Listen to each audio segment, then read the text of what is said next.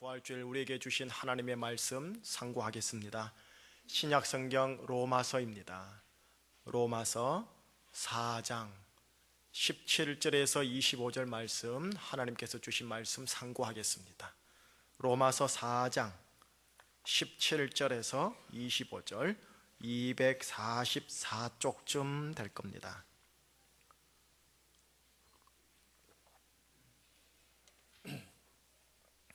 저와 여러분들께서 한 절씩 교독하시면서 어떤 내용인지 일단 먼저 파악하겠습니다. 기록된 바 내가 너를 많은 민족의 조상으로 세웠다 하심과 같으니 그가 믿은 바 하나님은 죽은 자를 살리시며 없는 것을 있는 것으로 부르시는 이시니라.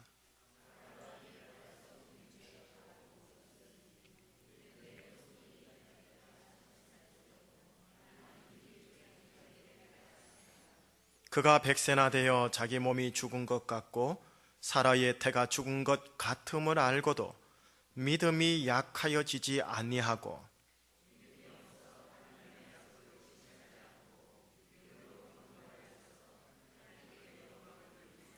약속하신 그것을 또한 능히 이루실 줄을 확신하였으니 그에게 의로 여겨졌다 기록된 것은 아브라함만 위한 것이 아니요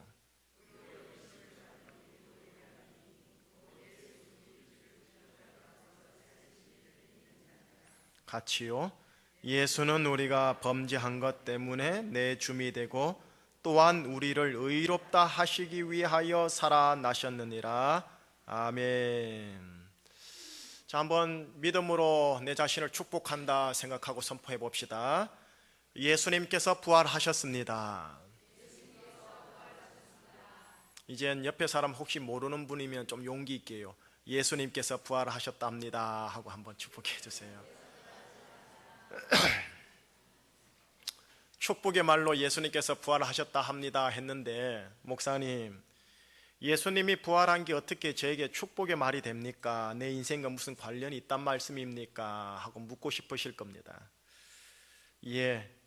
예수님의 부활의 사실과 부활의 능력은요, 여러분들이 이 제주 인생을 사는 여러분들의 제주 인생과 관련이 있습니다. 어떤 사실에 대하여 이성적으로 과학적으로 안다라는 것하고요, 그 사실이 나와 어떤 관련이 있는지 그 의미하는 바를 아는 것하고는 실은 별개랍니다. 따라서 사실을 이성적 과학적으로 정확히 판단하는 것 아주 중요합니다. 허나 그 사실이 나와 도대체 어떤 관련이 있는지도 분명히 아셔야 그것이 나에게 의미 있게 다가오게 된답니다. 자, 한번 예를 들어볼까요?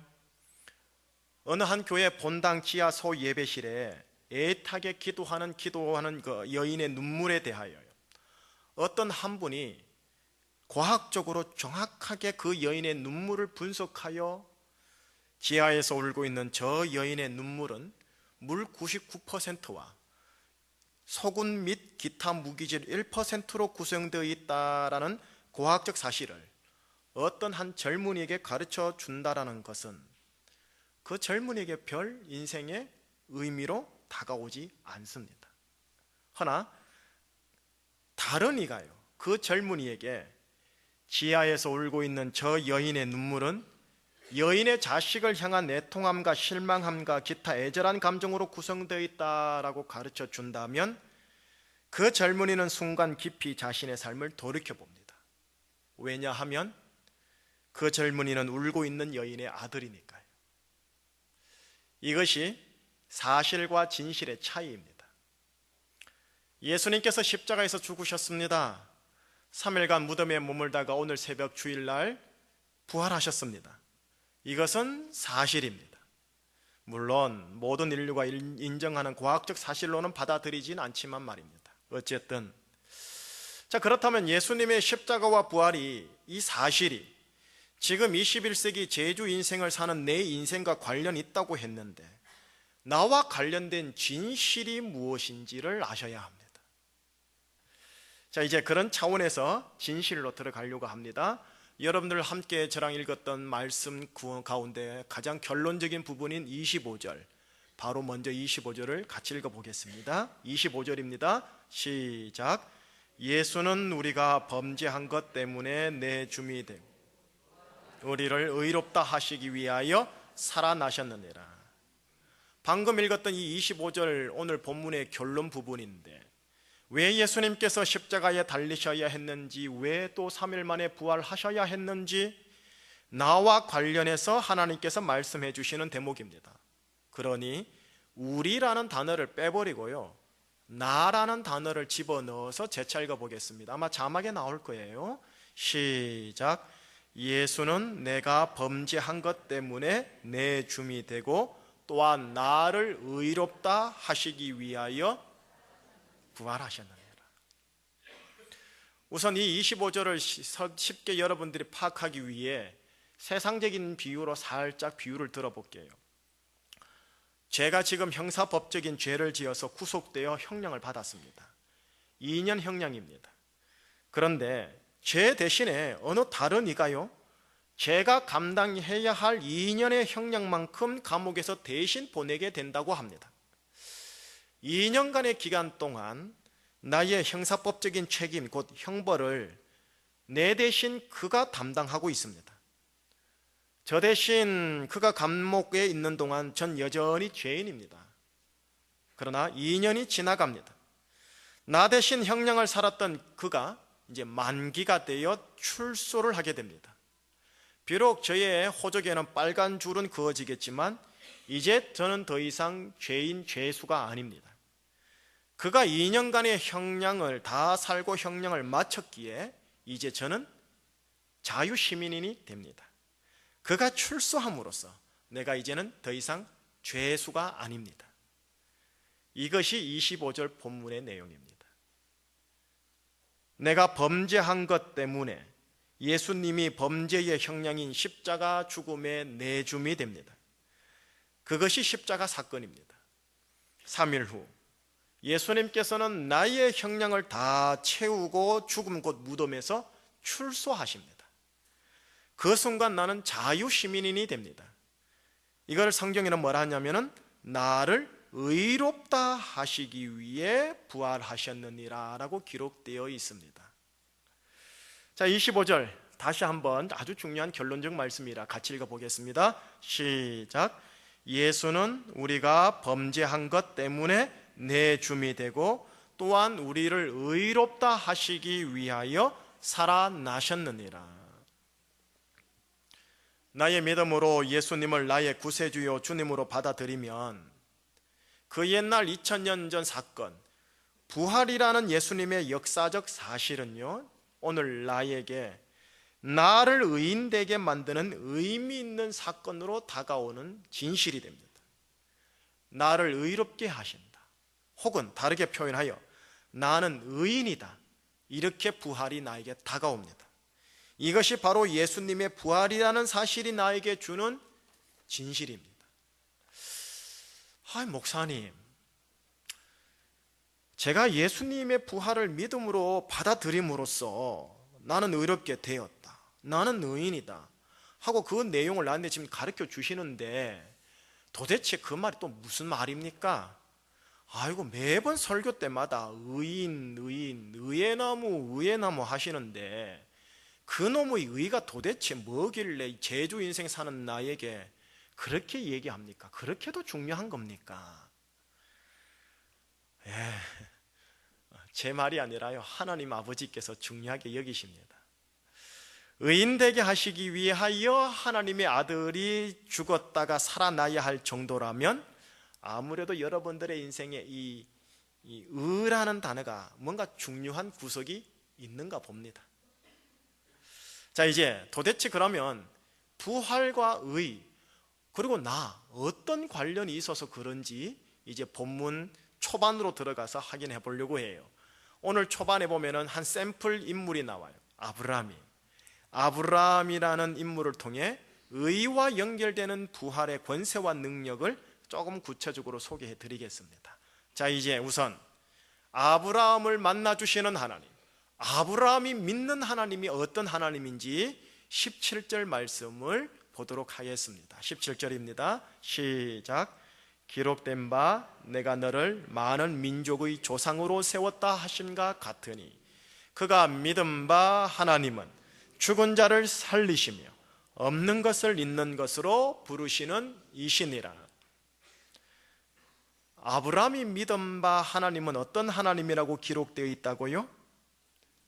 죽은 자를 살리시며 없는 것을 있는 것으로 부르시는 하나님이라고 소개되어 있네요.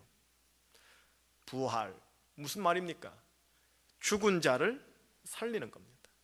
조금 다르게 비틀어 얘기하면 없는 것을 있는 것으로 만드는 겁니다.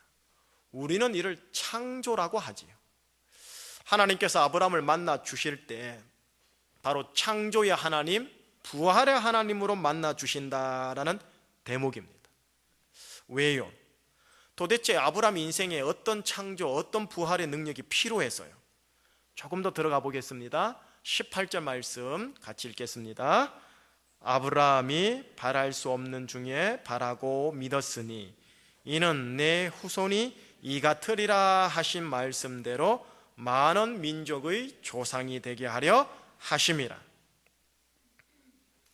하나님께서 아브라함에게 하신 말씀입니다. 네 후손이 저 별과 같이 이같이 많으리라 라고 말씀하셨대요. 그러면서 많은 민족의 조상이 되게 하겠다라는 말씀을 하시네요. 자, 이 두 구절 말씀을 이해하려면은 실은 창세기 17장의 아브라함의 에피소드를 아셔야 합니다. 내용은 이런 겁니다.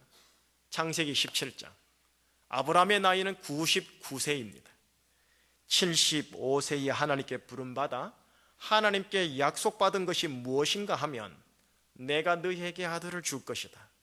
그리고 너를 많은 민족의 조상이 되게 할 것이다. 네게서 민족들이 나오게 할 것이다 라는 등등이었다고 합니다. 그런데 그의 나이가 지금 75세 때 그 약속을 받았는데 99세가 되었음에도 불구하고 약속의 말씀은 실현되지 않습니다. 하나님의 약속은 99세가 되기까지 24년 동안 실현되지 않은 거예요. 자, 그렇다면 내가 아브라함이라면 이런 생각 들지 않겠어요? 하나님의 존재는 내가 부인 못하겠는데 하나님의 약속은 믿을 게 못 되는구나 하고요. 99세의 이 아브라함에게 부활의 하나님, 창조의 하나님이라고 설명하신 그 하나님께서 재차 나타나시어 24년 전에 한 약속의 말씀을 또 한 번 되풀이합니다. 그게 창세기 17장이에요. 그런데 희한한 거는 창세기 17장 99세 때 나이 때 유독 특단의 조치를 아브라함에게 하십니다. 그게 이제 중요합니다. 그 특단의 조치가 뭐냐 하면 그 아브라함의 이름이 뭐냐면 아브람입니다. 그런데 99세 때 나타난 부활의 하나님께서 이 아브람에게 아들을 재차 주겠다 약속하시고는 아브라함이라는 이름으로 개명해 주버립니다. 아브라함. 여러분, 이게 외국어 외래어니까 여러분들 그냥 잘 들어오는 것 같죠. 근데 이걸 원래 실은 번역을 해야 되는 말이에요. 고유 명사가 아니라 보통 명사예요. 무슨 뜻이냐면 많은 민족의 조상이라고 번역하면 맞아요. 근데 번역하지 않고 고유 명사화해서 아브라함이라고 해놓은 거예요. 우리가 외국어로 아브라함이라고 읽으니까 어색하지 않은 거지요. 그런데 이건 지금 당사자 아브라함에게 있어서는요 대단히 어색하고 곤란한 상황이 되는 겁니다. 자, 왠지 설명해 드릴게요. 이제 이 아브라함이 자신의 이름을 받아가지고 이제 오늘 내일의 인생을 살지 않습니까? 사람을 만나고 자기 소개를 합니다. 이렇게 소개하는 거예요. 안녕하세요. 제 이름은 많은 민족의 조상이라고 합니다. 예? 뭐라고요? 예, 제 이름은 많은 민족의 조상이라고 합니다. 아, 그렇군요. 참으로 특이한 이름인데 그럼 자녀들이 도대체 몇 명이나 되기에 많은 민족의 조상이라는 이름으로 지었습니까? 예, 저에게는 지금 자녀가 한 명도 없습니다. 한 명도 없어요? 그러면서 이름인 많은 민족의 조상이라고요? 무슨 코미디 같지 않습니까? 또 하나 좀 더 우스개 상황을 한번 만들어 볼게요. 사라, 그의 여인이지요. 아브라함을 불러 저녁 식사를 함께 해야 합니다. 여보, 우리나라 사람들은 이름 안 부르잖아요. 그쪽 사람들은 애칭을 부르거나 또는 이름을 직접 불러요. 여보, 많은 민족의 조상님 빨리 와서 저녁 식사하세요. 많은 민족의 조상님 뭐 하세요? 빨리 오시라니까요. 아니 왜 이렇게 늦게 오세요? 후손들이 너무 많아 헤쳐나온다고 그렇게 늦은 건가요? 여보, 내 이름 가지고 장난치면 못 써. 부활의 하나님께서 나한테 주신 거룩한 이름이야. 예, 거룩한 이름이지요. 하지만 아이 하나 없는 당신에게 그런 이름을 주시니 우리가 믿는 부활의 하나님은 참으로 황당한 하나님인 것 같아요. 호호호. 여러분 어때요? 들어보니까 실소가 나오지요. 참으로 황당하고 어처구니 없는 상황, 코미디 같지 않습니까? 아이가 없습니다. 이것이 아브라함의 사실이라고 합니다. 그런데 부활의 하나님께서 아브라함에게 주신 약속의 진실은 뭐냐면 많은 민족의 조상이라는 이름입니다. 이름을 받고 나서 이때부터 아브라함이나 주위 사람들과 지인들과 가족들은요, 어쩔 수 없이 하나님이 주신 약속의 진실, 다시 말하면 많은 민족의 조상, 외래어로 아브라함이라는 단어를 아주 많이 부르고 외치고 고백하고 선포하도록 해버린 거예요. 그랬더니 1년 후에 그 진실의 말을 선포한 첫 싹이 났는데 이름하여 이삭이라고 그럽니다. 진실의 싹이 애가 없는 황무지라는 사실에서 튼 겁니다. 여러분, 이것이 부활의 하나님께서 부활을 만들어내는 방법입니다. 여러분들에도 통하는 방법입니다. 1년간 아브라함은 무자식이라는 자신의 사실과 많은 민족의 조상이라는 하나님께로부터 받은 진실 사이에서 어떻게 했을까요? 1년간. 자, 1년간 어떻게 했는지 19절에서 20절, 21절 한번 세 구절 연이어 읽어볼까요? 시작. 그가 100세나 되어 자기 몸이 죽은 것 같고 사라의 태가 죽은 것 같음을 알고도 믿음이 약하여지지 아니하고 믿음이 없어 하나님의 약속을 의심하지 않고 믿음으로 견고하여져서 하나님께 영광을 돌리며 약속하신 그것을 또한 능히 이루실 줄을 확신하였더라. 여러분, 100세의 나이요. 아무리 고대 시대지만 100세의 나이면 고학적으로 정자가 생성되지 않는 나이입니다. 그의 아내 사라 90세입니다. 90세의 나이로서 생리의 기능은 이미 오래전에 죽었습니다. 인과로적인 과학자나 의사는 의학적으로 정확한 사실을 진단해 줍니다. 아브라함, 아이를 더 이상 가질 수 없답니다. 그런데 아브라함이라는 이 황당한 사람은 오늘 본문에 보면은 이 사실을 잘 알면서도 하나님께서 자기에게 주신 약속의 이름, 곧 많은 민족의 조상이라는 진리의 말씀, 약속의 말씀을 믿고 비록 강제적이지만 계속 부르고 외치고 고백하고 선포했다라는 거예요. 믿음이 없어 하나님의 약속을 의심하지 않고 하나님께 영광을 돌렸다고 기록되어 있네. 이걸 딱 보면서 여러분 속으로 이런 생각이 들잖아요. 어떻게 이렇게 놀라운 믿음이 가능했을까? 나랑 달라. 그래, 아브라함은 아브라함이니까 나랑 달라. 이렇게 말씀하고 싶을 거예요. 아브라함, 그가 천부적으로 탁월한 믿음의 은사를 가진 특별한 존재라고만 본다면 하나님께서는 오늘 본문 로마서를 통해 우리에게 샘플로 제시하지는 못합니다. 우리의 롤모델 되지 못합니다. 그는 그 스스로요, 믿음을 만들어낼 수 있는 자가 아니었습니다. 왠 줄 아세요? 이 약속 언제 받았는지 아십니까? 나이가 75세요. 근데 99세 때까지 그 약속이 실현됐어요? 안 됐어요? 안 됐다니까요. 믿음이 없다니까요. 그러니까 하나님이 99세 때 나타나서 특단의 조치를 취한 게 강제적으로 진실의 말을 입에 붙여버린 거예요. 그랬더니 1년 만에 터져버린 거예요. 24년간 안 터진 사실, 진실이 1년 만에 터져버린 거예요. 99세의 아브라함에게 나타나시어 하나님께서 취한 조치가 있다면 아브라함의 입술에요, 사실의 말, 곧 나는 자녀가 없어, 나는 자녀가 없어 라는 말 대신에 진실의 말, 나는 많은 민족의 조상이야. 당신 이름 뭐라고? 나는 많은 민족의 조상이야. 당신 이름 뭐라고? 나는 많은 민족의 조상이야 라는 말을 강제적으로 붙이도록 하였고, 그것을 1년간 계속 듣고 말하고 고백하고 선포하게 하였다라는 거예요. 주위 사람들 앞에서 아브라함은요, 이성적으로 정말로 창피했을 겁니다. 자식이 없는 사실이 누가 봐도 분명한데 많은 민족의 조상이라고 스스로 말하니 뻥도 이런 심한 뻥이 있을 수 없습니다. 이게 광신도입니다. 이 기독교, 이건 믿으면 안 되는 종교예요. 그런데 이렇게 진실에 대한 믿음의 선포를 억지로, 강제적으로, 계속적으로 주고받고 하다 보니까 어떻게 되는지 아세요?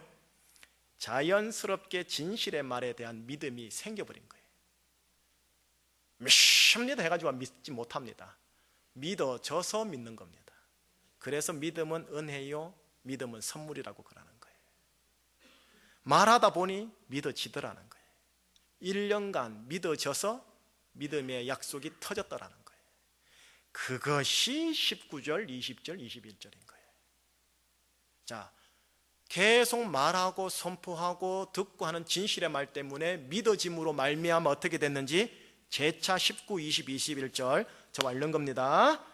그가 100세나 되어 자기 몸이 죽은 것 같고 사라의 태가 죽은 것 같음을 알고도 믿음이 약하여지지 아니하고 믿음이 없어 하나님의 약속을 의심하지 않고 믿음으로 견고하여 져서 하나님께 영광을 돌리며 약속하신 그것을 또한 능히 이루실 줄을 확신하였으니, 믿어지니까 그 자리 수준까지 간 거예요. 믿어지려고 하려면 어떻게 되느냐? 진실의 말을 계속적으로 강제적으로 하면 됩니다. 하면 믿어집니다. 세상 말로 이건 세뇌라고 하긴 하는데요, 어쨌든 진실의 말씀을 선포하다 보니 믿어지고 믿어지니 이 수준까지 간 거예요. 부활의 하나님께서 주신 약속, 곧 진실의 말을 이름으로 받아 그 이름을 고백하고 듣고 타인에게 그렇게 소개한 아브라함의 이런 억지 행실, 유아틱한 행실, 이 인격에 대하여 하나님이 무엇이라는지 이제 결론을 볼게요. 22절 한번 보세요. 하나님이 어떤 선물을 주시는지. 22절입니다. 시작. 그러므로 그것이 그에게 의로 여겨졌느니라. 이거 뭐 본인이 자발적으로 한 거 아니거든요. 아브라함은 하나님께 억지로 이름 받아가지고 이름을 그냥 억지로 말한 것 뿐이에요. 그런데 이 행실조차도 하나님은 뭐래요? 의로 여기시는 거예요. 네가 순종하는구나, 고맙구나 하면서 의인이다라고 얘기해 주시는 거예요. 그랬더니 그 의인의 입술의 진실의 말 때문에 이삭이 터지더라는 거예요. 정리해 보겠습니다. 오늘 본문을요, 우린 17절에서 시작했습니다. 17절에 아브라함을 만나 주시는 하나님은 부활의 하나님, 창조의 하나님이라고 소개하고 있습니다. 그 하나님께서 아브라함에게 진실이 담긴 이름, 곧 사실과 반대되는 이름을 약속으로 아브라함에게 99세 때 줍니다.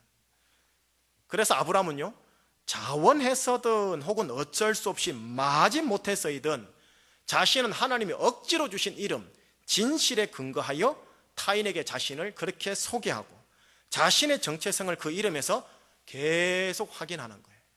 그랬더니 내 믿음의 뿌리가 자식이 없어라는 사실이라는 토양이 아닌 많은 민족의 조상이라는 진실이라는 토양에 점점 깊게 뿌리 내리게 되었고, 그래서 하나님의 약속을 의심하지 않는 자리까지 이르게 되었습니다. 이 모든 일련의 과정과 이 과정의 아브라함을 하나님은 뭐랬느냐면 의롭다, 네가 의인이구나 라고 칭찬하셨습니다. 그랬더니 진실에 근거한 그 믿음의 선포대로 실상이 1년 만에 풀어졌습니다. 24년간 그렇게 안 풀어지던 진실이에요. 이런 일련의 과정을 만들어낸 분을 일컬어 부활의 하나님, 창조의 하나님, 여러분들의 아빠, 아버지십니다.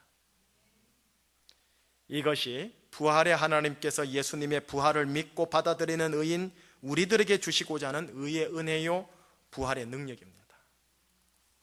이제 서서히 마무리로 들어가 보도록 할게요.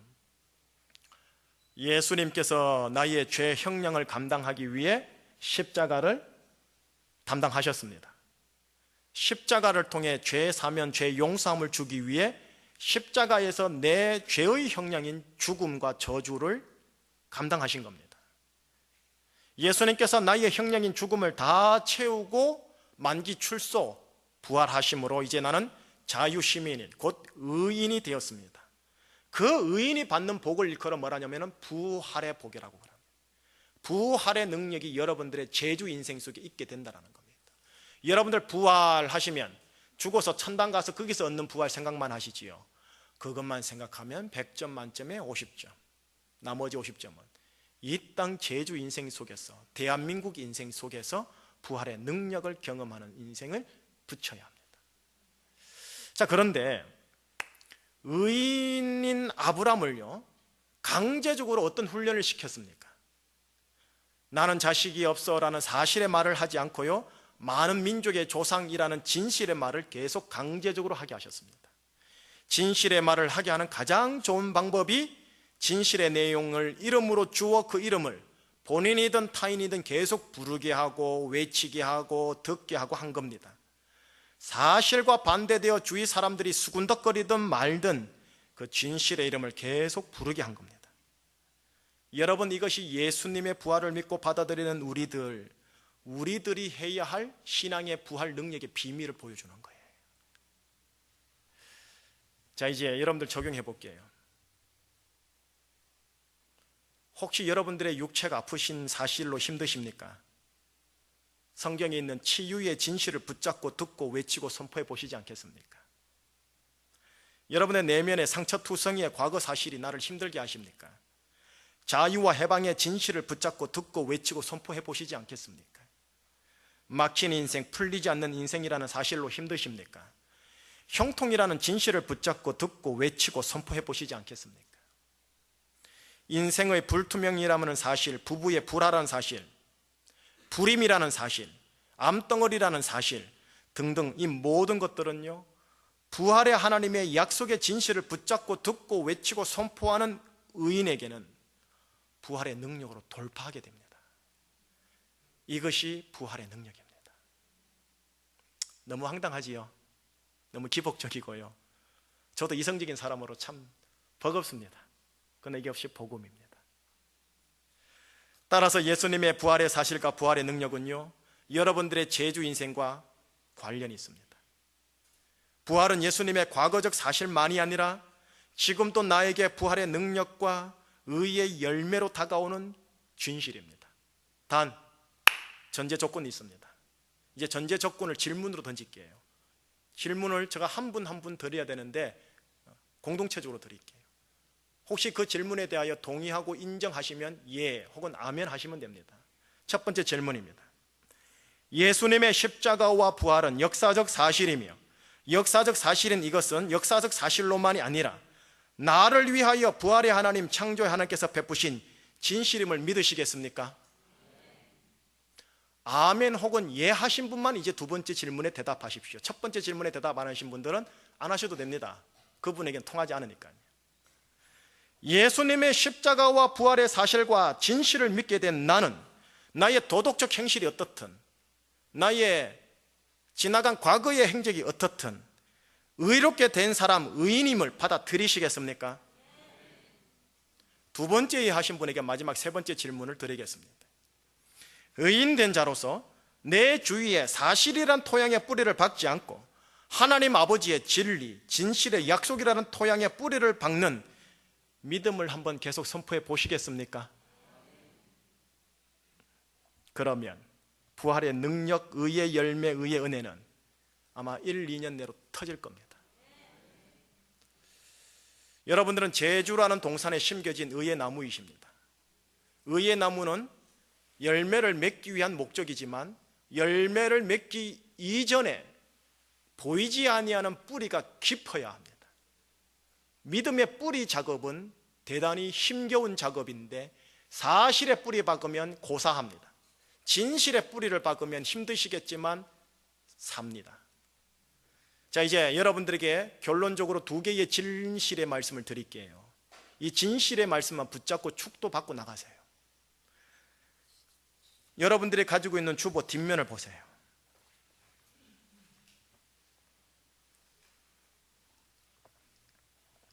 주보 뒷면 상단을 위에를 보십시오. 두 개의 말씀이 여러분들에게 제시되어 있습니다. 내게 주신 하나님의 진실의 말씀. 첫 번째, 고린도서 8장 9절 말씀 재차 여러분들 너무나 많이 읽으신 말씀이죠. 시작. 우리 주 예수 그리스도의 은혜를 너희가 알거니와 부유하신 이로써 너희를 위하여 가난하게 되심은 그의 가난함으로 말미암아 너희를 부유하게 하려 하심이라. 이제 웬만하면 이제 외우시지요. 외우셔야 합니다. 여러분, 예수님의 은혜가 뭔지 아십니까? 부유하신 예수님께서 나를 위하여 가난하게 되심으로 그의 가난함으로 말미암아 나를 부유하게 하려 하심이라는 게 은혜입니다. 여기서 부유함을 여러분들이 자본주의 사회 속에서 경제만 생각하시면 안 됩니다. 경제적으로 자꾸 갈 거예요, 생각이요. 여러분, 경제도 맞습니다. 허나 지금 여러분들이 말하는 것은 포괄적인 겁니다. 여러분들 건강에 결핍이 있고 건강에 가난함이 있습니까? 예수님께서 바라는 은혜는 뭔지 아세요? 여러분들의 건강의 결핍은 예수님이 십자가로 가져가시고 예수님의 건강을 여러분들에게 주셔서 여러분들이 건강의 부유함을 누리기를 바랍니다. 이게 은혜라니까요. 여러분들의 인격, 욱하고 어떤 때는 위선적이고 가증스럽고 이런 모든 후덕함의 결핍, 가난함은 예수님이 십자가로 다 가져가시고 예수님의 성품을 여러분들에게 줌으로써 여러분들의 성품이 부유하는 것, 이것이 예수님께서 여러분들에게 주시고자 하는 은혜입니다. 부부의 관계가 행복이어야 되는데 행복의 결핍, 행복의 가난함 아닙니까? 그걸 예수님이 취하시고 예수님과 아버지와의 관계에 있는 부유함, 친밀함, 사랑, 애정을 주심으로 여러분들의 제주 인생의 부부의 침실 관계가 신혼 때랑 다른 퀄리티 있는 아가페 사랑으로 바꿔놓으십니다. 이게 은혜입니다.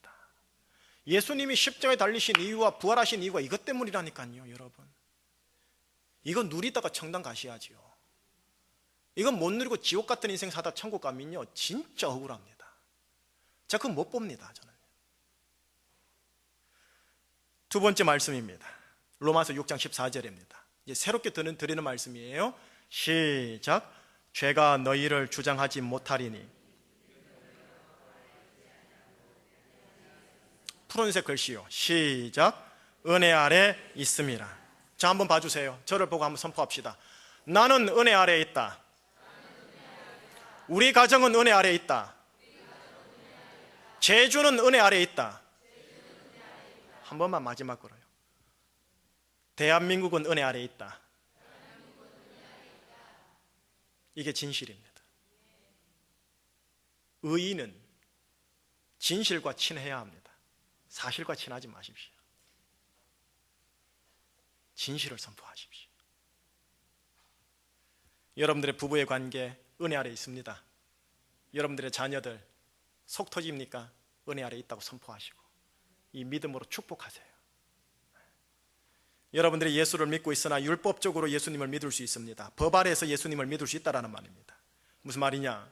가정, 가족, 세상, 대한민국, 정부, 정권, 지도자들 율법적으로 정죄하고 판단하고 헤아리는 것, 그분은 죄송하지만 당사자가 아무리 고상한 종교인이요 아무리 고상한 목사님이라 할지라도 그는 법 아래 사는 자입니다. 율법 아래 사는 자입니다. 반면 나는 예수님의 은혜 아래 있는 사람이다. 내가 은혜 아래 있는 사람이야. 그러니 믿음으로 이 은혜 위에 내 인생을 꾸리고 일구고 건사해 나가고 이 은혜 위에서 감사해야 하고 은혜로 사람들을 보며 지금 현재 내가 소유하고 있는 것에서부터 아주 자그마한 커피 한 잔부터 흘려보내리라. 이렇게 말하는 자, 그는 은혜 아래 있는 자의 행실입니다. 예수 그리스도 은혜 아래 있는 여러분들을 주의 이름으로 축복합니다. 계속 선포하세요. 아브라함처럼 나는 은혜 아래 있는 사람이다. 여러분들의 사실은 힘들고 어렵고 결핍이고 가난함이지만 예수님의 은혜, 부유함, 은혜 아래 있다라는 거 믿고 나는 은혜 아래 있는 사람입니다. 네가 지금 그 모양 그 꼴인데 예, 저는 은혜 아래 있는 사람입니다. 네 사실이 지금 이 상황인데 예, 저는 은혜 아래 있는 사람입니다. 저 여자 미쳤어. 이 소리 들으셔야 합니다. 아브라함이 이 소리 듣고 1년 만에 터진 겁니다. 은혜 아래 있다. 이 진실의 말을 선포하시는 제주의 의의 나무 되시길 주의 이름으로 축복합니다. 기도하시겠습니다. 하나님 아버지, 예수 그리스도의 십자가의 은혜와 부활의 은혜는 우리로 하여금 의인되게 하여 주시고 은혜 아래에서 은혜를 누리며 은혜를 흘려보내는 의의 나무의 의의 열매가 되어 이 제주를 이 대한민국을 의의 나라, 은혜가 충만한 나라로 만들기 위한 복의 통로를 선택하였다는 것 확인하였습니다. 우리는 의인으로 사실의 토양을 뿌리박지 않고 진실이란 토양에 믿음의 뿌리를 박아 하나님, 나는 은혜 아래 있는 사람이다 라고 선포하며 제주 인생 살아가겠습니다 라고 고백하겠사오니 주여 도와 주시옵소서. 예수 그리스도 이름으로 기도합니다.